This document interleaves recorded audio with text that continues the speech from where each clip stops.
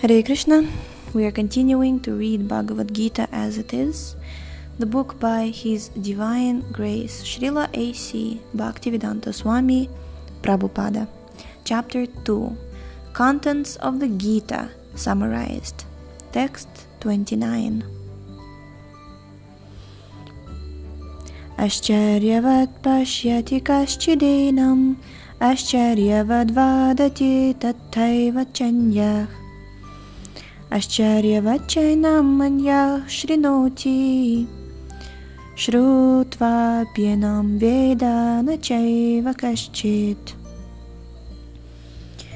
Some look on the soul as amazing, some describe him as amazing, and some hear of him as amazing, while others, even after hearing about him, cannot understand him at all. Purport. Since Gita Upanishad is largely based on the principles of the Upanishads, it is not surprising to also find this passage in the Katha Upanishad 1.2.7. Shravanayapi bahubhir yonalabhya shrinvantopi bahavo yam navidyu ascharyo vakta kushalosya labdha ascharyosya gyata kushalanushishta. The fact that the atomic soul is within the body of a gigantic animal, in the body of a gigantic banyan tree, and also in the microbic germs, millions and billions of which occupy only an inch of space, is certainly very amazing. Men with a poor fund of knowledge and men who are not austere cannot understand the wonders of the individual atomic spark of spirit, even though it is explained by the greatest authority of knowledge, who imparted lessons even to Brahma, the first living being in the universe. Owing to a gross material conception of things, most men in this age cannot imagine how such a small particle can become both so great and so small. So, men look at the soul proper as wonderful either by constitution or by description. Illusioned by the material energy, people are so engrossed in subject matters for sense gratification that they have very little time to understand the question of self-understanding, even though it is a fact that without this self-understanding, all activities result in ultimate defeat in the struggle for existence. Perhaps they have no idea that one must think of the soul and thus make a solution to the material miseries. Some people who are inclined to hear about the soul may be attending lectures in good association, but sometimes, owing to ignorance, they are misguided by acceptance of the super soul and the atomic soul as one, without distinction of magnitude. It is very difficult to find a man who perfectly understands the position of the super soul, the atomic soul, their respective functions and relationships, and all other major and minor details. And it is still more difficult to find a man who has actually derived full benefit from knowledge of the soul, and who is able to describe the position of the soul in different aspects. But if somehow or other one is able to understand the subject matter of the soul, then one's life is successful. The easiest process for understanding the subject matter of self, however, is to accept the statements of the Bhagavad Gita, spoken by the greatest authority, Lord Krishna, without being deviated by other theories. But it also requires a great deal of penance and sacrifice, either in this life or in the previous life, because one is so you require a great deal of penance and sacrifice before one is able to accept Krishna as the Supreme Personality of Godhead. Krishna can, however, be known as such by the causeless mercy of the pure devotee, and by no other way. Text 30. Dehi nityam avadyoyam dehe sarvasya bharata tasmat sarvam sarvani bhutani natvam shochitum arhasi. O descendant of Bharat, he who dwells in the body can never be slain.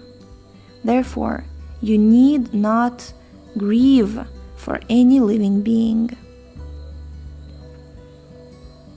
So again, this like a song with a continuous chorus. Natvam shochitum arhasi, natvam shochitum arhasi. Do not lament, do not lament, do not lament. Purport. The Lord now concludes the chapter of instruction on the immutable spirit soul. In describing the immortal soul in various ways, Lord Krishna establishes that the soul is immortal and the body is temporary. Therefore, Arjuna, as a Kshatriya, should not abandon his duty out of fear that his grandfather and teacher, Bhishma and Drona, will die in the battle. On the authority of Sri Krishna, one has to believe that there is a soul different from the material body. Not that there is no such a thing as a soul, or that living symptoms develop at a certain stage of material maturity, resulting from the interaction of chemicals. Though the soul is immortal, violence is not encouraged. But at the time of war, it is not discouraged, when there is actual need for it. That need must be justified in terms of the sanction of the Lord, and not capriciously. Text 31. Svadharmam api chavikshya navikam pitumarhasi dharmyadhiyudhachreyo nyat kshatriyasya navidyate. Considering your specific duty as a Kshatriya, you should know that there is no better engagement for you than fighting on religious principles. And so, there is no need for hesitation. No need for hesitation. Purport. Out of the 4 orders of social administration, the second order, for the matter of good administration, is called Kshatriya. Kshat means hurt. One who gives protection from harm is called Kshatriya. Trayate, to give protection. So Kshatriya is one who protects you from being hurt. Jai. The Kshatriyas are trained for killing in the forest. A Kshatriya would go into the forest and challenge a tiger face to face and fight with the tiger with his sword. When the tiger was killed, it would be offered the royal order of cremation. The system has been followed even up to the present day by the Kshatriya kings of Jaipur state. The Kshatriyas are specially trained for challenging and killing because religious violence is sometimes a necessary factor. Therefore, Kshatriyas are never meant for accepting directly the order of sannyas or renunciation. Non-violence in politics may be a diplomacy, but it is never a factor or principle. In the religious law books, it is stated, Ahaveshu mithonyonyam jigham santo mahikshita yudha manah param shaktya svargam yantya paranmukha yagyeshu pashavo brahman hanyate satatam dvijay samskritah kila mantrascha tepi svargam avapnuvan. Quote, in the battlefield, a king or kshatriya, while fighting another king envious of him, is eligible for achieving the heavenly planets after death, as the brahmanas also attain the heavenly planets by sacrificing animals in the sacrificial fire. Unquote. Therefore, killing on the battlefield on religious principles and killing animals in the sacrificial fire are not at all considered to be acts of violence, because everyone is benefited by the religious principles involved. The animal sacrificed gets a human life immediately without undergoing the gradual evolutionary process from one form to another. And the Kshatriyas killed on the battlefield also attain the heavenly planets, as do the Brahmanas, who attain them by offering sacrifice.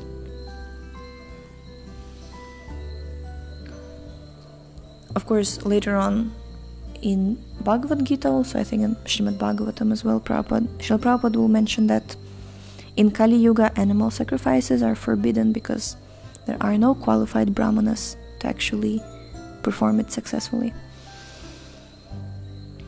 So we're chanting Hare Krishna, and that's the Sankirtana Yagya prescribed for our age. Okay. There are two kinds of svadharmas, specific duties. As long as one is not liberated, one has to perform the duties of his particular body in accordance with religious principles in order to achieve liberation. When one is liberated, one's svadharma, specific duty, becomes spiritual and is not in the material bodily concept. In the bodily conception of life, there are specific duties for the brahmanas and kshatriyas respectively, and such duties are unavoidable. Svadharma is ordained by the Lord, and this will be clarified in the 4th chapter. On the bodily plane, svadharma is called varnashrama dharma, or man's stepping stone for spiritual understanding. Human civilization begins from the stage of varnashrama dharma, or specific duties in terms of the specific modes of nature of the body obtained. Discharging one's specific duty in any field of action in accordance with the orders of higher authorities serves to elevate one to a higher status of life.